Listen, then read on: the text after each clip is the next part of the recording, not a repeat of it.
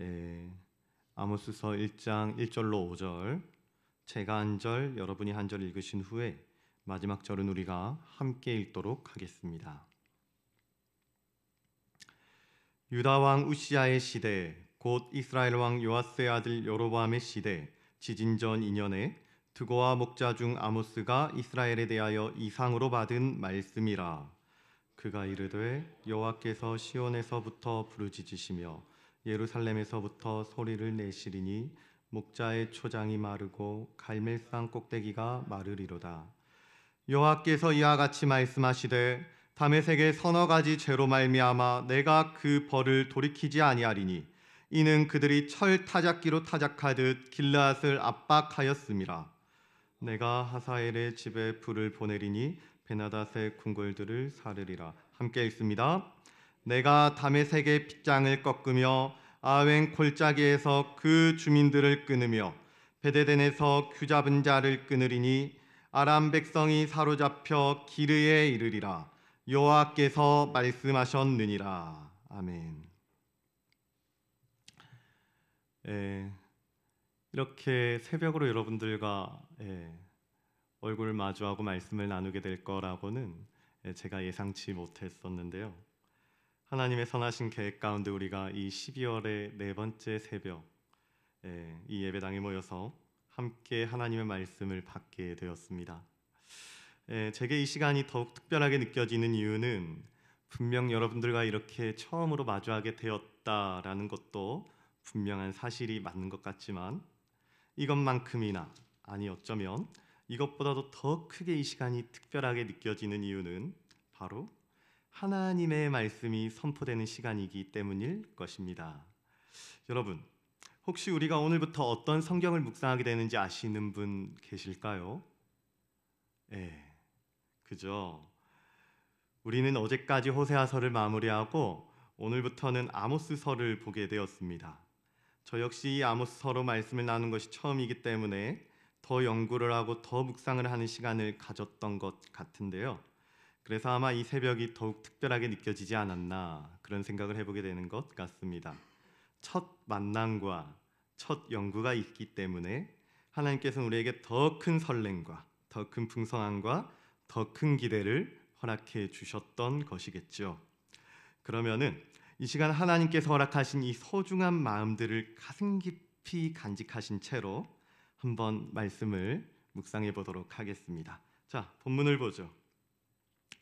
아모스서는요 1절에서부터 알 수가 있듯이 유다 왕 우시아와 이스라엘 왕 여로보암 2세가 이 두 왕이 각각의 나라를 통치하던 시대에 두과의 목자 아모스에게 주어진 하나님의 말씀입니다. 그런데 이 말씀이 언제 누구를 대상으로 받은 말씀인가 하니 바로 지진이 있기 2년 전에 이스라엘에 대하여 받은 말씀이라는 거예요. 다메섹도 아니고 가사도 아니고 두로도 아닙니다. 아모스가 받은 하나님의 말씀은 온전히 이스라엘에 집중하고 싶으신, 어디에 집중하고 싶으신? 이스라엘. 이스라엘에 집중하고 싶으신 하나님의 마음이 담겨져 있는 하나님의 말씀이다라는 것이에요. 그렇다면 우리는 앞으로 이 아모스서를 묵상해 나갈 때 하나님의 초점이 온전히 이스라엘에 맞춰져 있다는 사실을 기억하신 채로 이 말씀에 경청할 필요가 있는 것이겠습니다. 자, 다시 한번 말씀드립니다. 여러분, 제가 아모스서에 나타난 하나님의 초점이 어디에 맞춰져 있다고 그랬습니까? 이스라엘. 그렇죠? 아모스서에 나타난 하나님의 시선은 이스라엘에게 맞춰져 있다라는 것입니다. 그러면 이제부터 열방을 향한 하나님의 심판이 이제부터 쭉 열거되게 될 것인데요. 우리는 이 묘사를 읽어갈 때 이것이 이스라엘과 무슨 연관이 있는지는 다 그 깊은 내막까지는 이해하고 깨닫지 못한다 할지라도 적어도 이 심판의 과정이 이스라엘을 향한 하나님의 마음을 표현하기 위한 어떠한 준비의 과정이겠거니 하는 정도의 생각은 떠올릴 수가 있으면 좋겠습니다. 자, 그러면 또 봅시다. 우리가 방금 1장 5절까지만 함께 봉독을 했었는데요. 사실 오늘 본문은 2장 5절까지로 해야 하는 것이 맞는 것 같습니다. 왜냐하면은 성경을 보시면 3절 위에 소제목이 다들 적혀 있을 것 같습니다. 다들 발견을 하셨습니까? 예, 파란색 글자나 뭐 빨간색 글자로도 이렇게 적혀 있을 수 있겠는데요. 예, 그 3절 위에를 보면 소제목이 이렇게 적혀 있을 거예요. 이스라엘 이웃 나라들의 내리신 벌이다. 이스라엘 이웃 나라들의 내리신 벌이다 라고 적혀 있을 것입니다. 그래서 1장 3절부터 그 이웃 나라들에 대한 심판을 열거되어 있다라는 것을 성경은 우리에게 힌트를 주고 있는 것인데요. 자, 3절을 한번 볼까요? 3절. 3절은 지금 하나님께서 어디에 대한 벌을 내리시겠다라는 걸까요? 자, 아모스 1장 3절. 아모스 1장 3절. 우리가요, 한 목소리로 한번 읽어보도록 하겠습니다. 아모스 1장 3절 함께 읽습니다. 시작. 여호와께서 이와 같이 말씀하시되 다메섹의 서너 가지 죄로 말미암아 내가 그 벌을 돌이키지 아니하리니 이는 그들이 철 타작기로 타작하듯 길르앗을 압박하였음이라. 아멘. 자, 여러분, 하나님께서 어디에 대해 벌을 내리시겠다는 겁니까? 그렇죠. 다메섹에 대해서 벌을 내리시겠다라는 것입니다. 자, 그러면 6절도 한번 볼까요? 6절은 어디에 대한 심판이죠? 여호와께서 이와 같이 말씀하시되 가사의 서너 가지 죄로 말미암아 내가 그 벌을 돌이키지 아니하리니. 가사죠. 자, 그러면 9절도 봅시다. 여호와께서 이와 같이 말씀하시되 두로의 서너 가지 죄로 말미암아 내가 그 벌을 돌이키지 아니하리니. 이번에는 두로입니다. 그리고 11절에서는 에돔에 대한 벌을 내리시겠다라고 하시고 13절에서는 암몬을 말하고 2장 1절에서는 모압을 말하고 2장 4절에서는 유다에 대해 그 벌을 돌이키지 아니하시겠다라고 말씀을 하고 있는 것이죠. 한마디로 이스라엘과 이웃에 있는 7 나라들이 지은 서너 가지 확정적인 죄로 말미암아 하나님께서는 그 벌을 돌이키지 아니하시겠다라는 말씀을 하고 있는 것입니다. 이게 바로 아모스서 1장 3절부터 2장 5절까지의 내용인 것이에요. 그런데 여러분, 우리가 아까 이 아모스서에 나타난 하나님의 시선은 어디에 맞춰져 있다 했습니까? 어느 나라에 맞춰져 있다고 했나요? 그렇죠. 이스라엘에 맞춰져 있다 그랬습니다. 하나님의 시선은 다메섹이나 가사나 두로나 이웃 나라들에 있었던 것이 아니라 하나님의 시선은 온전히 이스라엘에 맞춰져 있는 것입니다. 그렇다면 하나님의 시선이 이스라엘에 있다고 하면서 바로 이스라엘에 관한 이야기를 하지 않으시고 이웃 나라들에 대한 심판을 먼저 선포하고 있는 이유는 무엇일까요?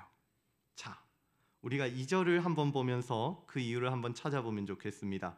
아모스서 1장 2절입니다. 아모스서 1장 2절 제가 읽겠습니다. 그가 이르되 여호와께서 시온에서부터 부르짖으시며 예루살렘에서부터 소리를 내시리니. 자, 여러분, 이게 지금 무슨 장면을 얘기하고 무엇을 표현하고 있는 것 같습니까?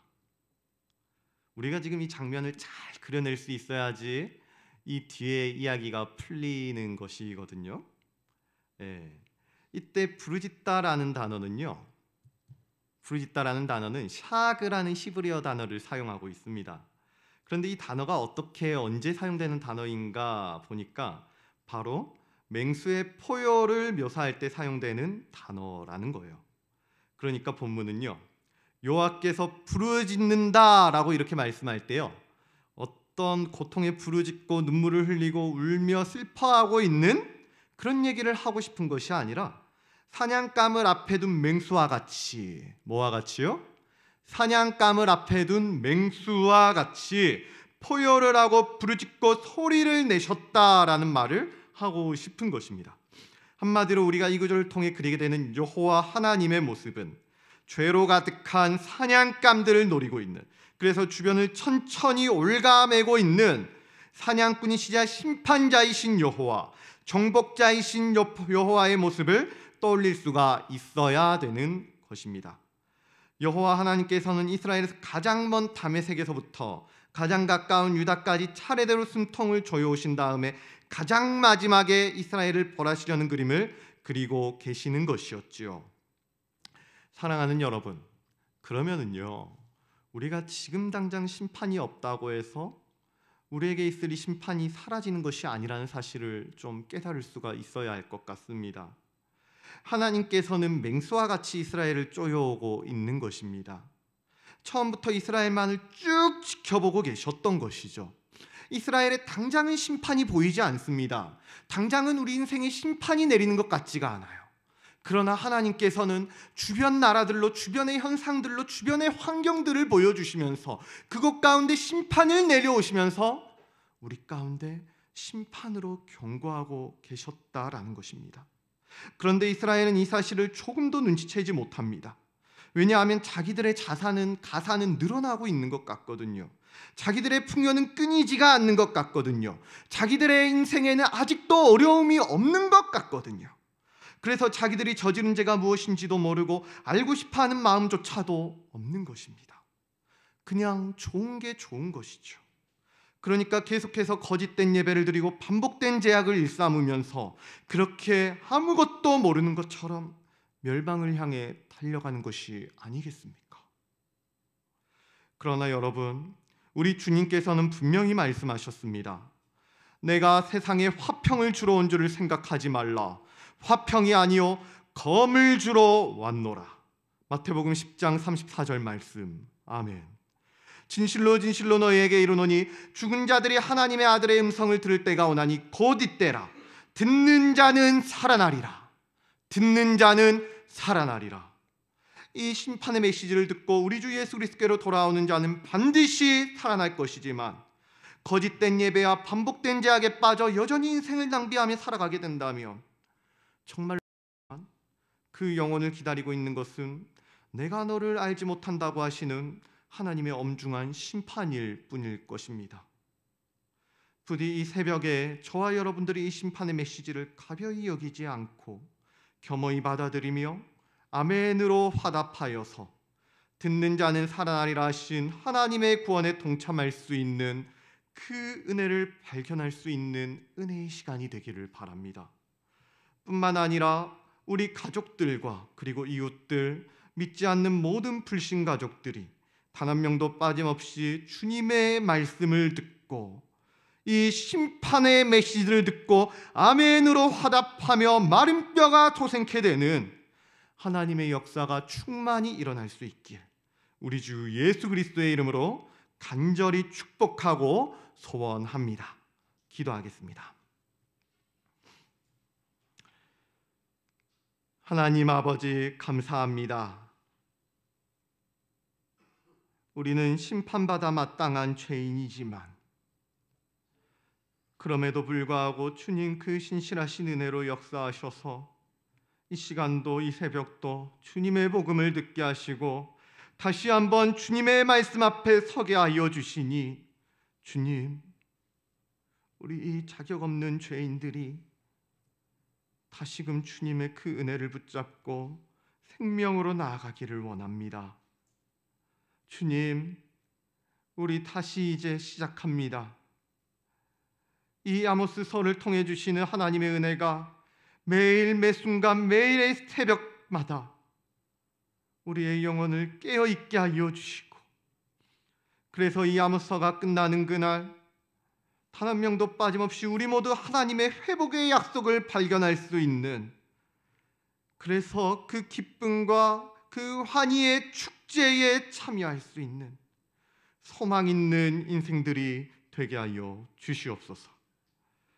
그래서 주님의 영광이 되고 우리 땅에서도 화평과 위로와 매일같이 회복을 누리며 살아가는 참으로 생명을 견지한 그리스도의 몸된 교회로서 세워지게 하여 주시옵소서. 감사드리며 오늘도 자격 없는 백성들을 주님의 말씀 앞으로 불러 모으시는 우리 주 예수 그리스도의 이름으로 기도드리옵나이다. 아멘. 우리 오늘 이 새벽에는 좀 두 가지 기도 제목을 두고 기도했으면 좋겠는데요. 먼저는 새롭게 시작된 아모스의 말씀을 성령 하나님의 지혜로 깨닫게 하여 주시옵소서. 그래서 이 심판의 메시지가 우리에게 저주와 같은 피하고 싶은 그러한 두려움만 가득한 메시지가 되는 것이 아니라 우리의 영혼을 깨우고 우리의 인생을 깨우는 복음의 메시지로 들려지게 하여 주시옵소서. 또한 우리의 인생이 이스라엘과 같이 멸망받고 저주받은 인생 되는 것이 아니라 듣는 자는 살아나리라, 듣는 자는 살아나리라 하신 주님의 말씀을 겸허히 받고 겸손하게 순종함으로 나의 인생이 살아나고 우리 가족의 인생이 살아나며 우리 이웃의 인생 또한 살아나는 축복받은 인생들이 되게 하여 주시옵소서라고 이렇게 기도하신 후에 여러분들이 가져오신 기도 제목들을 가지고 하나님 앞에 기도함으로, 간절히 진심으로 기도함으로 나아가도록 하겠습니다. 기도하겠습니다.